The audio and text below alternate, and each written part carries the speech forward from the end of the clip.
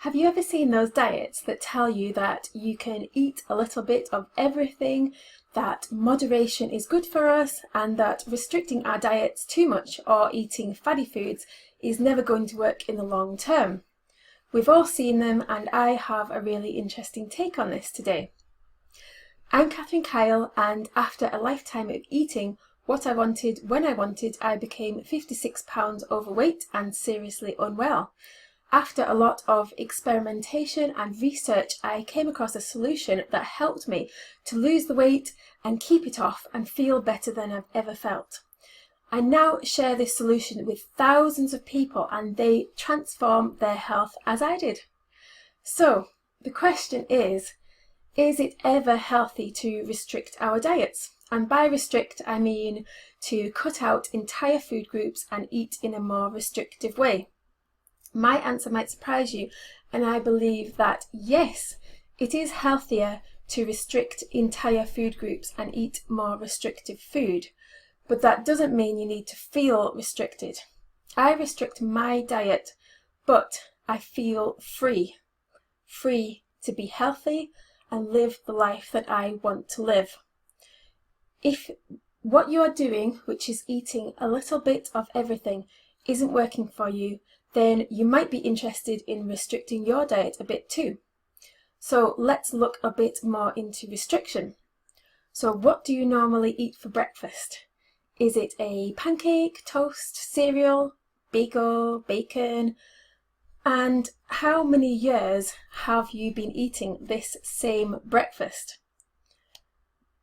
Have you been eating the same breakfast for most of your adult life, or even most of your entire life? Because most people do this with breakfast. They eat the same breakfast all the time, every single day. And is that not food restriction? Because they're completely restricted to only that food. If they're eating cereal, they're only getting that white flour, that refined sugar, and that skimmed milk, and that is it. They're not getting anything else. There's no fruit, there's no veggies, there's no nutrients in that whatsoever.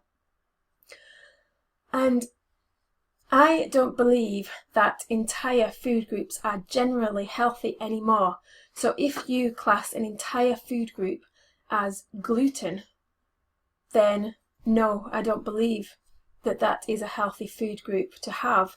I don't think that cutting out gluten out of your life, I don't think that you are getting anything healthy from gluten whatsoever. So I think cutting out gluten, you will only notice improvements. And the same with dairy. There definitely are some nutrients in dairy, but the problem is that we can't absorb them because most of us are intolerant to dairy, and we just don't have the right enzymes when we're an adult to digest milk anymore. Not that we ever did have the right enzymes to digest another animal's milk. When we're a baby, we have the right enzymes to digest mother's milk, but that's about it. So there's nothing that's in dairy that you can't get in abundance, in more easily absorbable ways from other food. So yes, I think you can cut out those complete food groups and be absolutely fine and actually be a lot better. And what about so-called faddy diets? Now, this is one where I do kind of agree with the experts, and they say that sticking to so-called faddy diets is not a long-term solution, and I totally agree with that. But it depends on what your take is of a faddy diet. Because to me, faddy diet might be something like low carb diet, where you are just eating something because it's low carb and not necessarily because it's healthy. That is my idea of a faddy diet, and I know I might have offended a few people, but I'm really not into low carb diets, I'm afraid.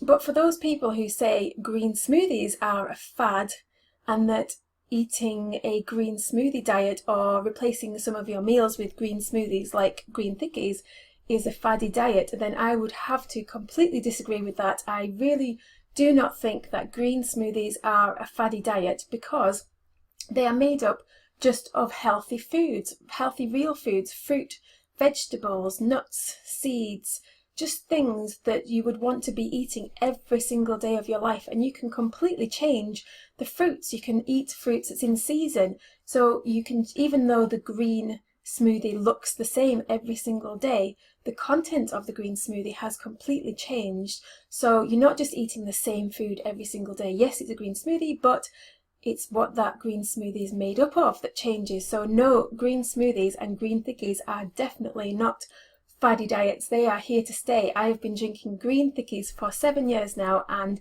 I don't intend to stop, because I just do not feel good when I stop drinking my green thickies, because I don't eat as much fruit and veg. It's just such an easy way for me to get that fruit and veg in. So if you believe that you do actually need some restriction in your diet in order to release your true health potential and be free from all the extra weight that you're carrying around with you, then you'll be wanting to join my free brand new challenge called Clean Eating in a Hurry. And believe me, you won't be feeling restricted at all, especially when you feel as good as you are going to feel. So go to greenthickies.com/green to sign up for my free challenge. See you there.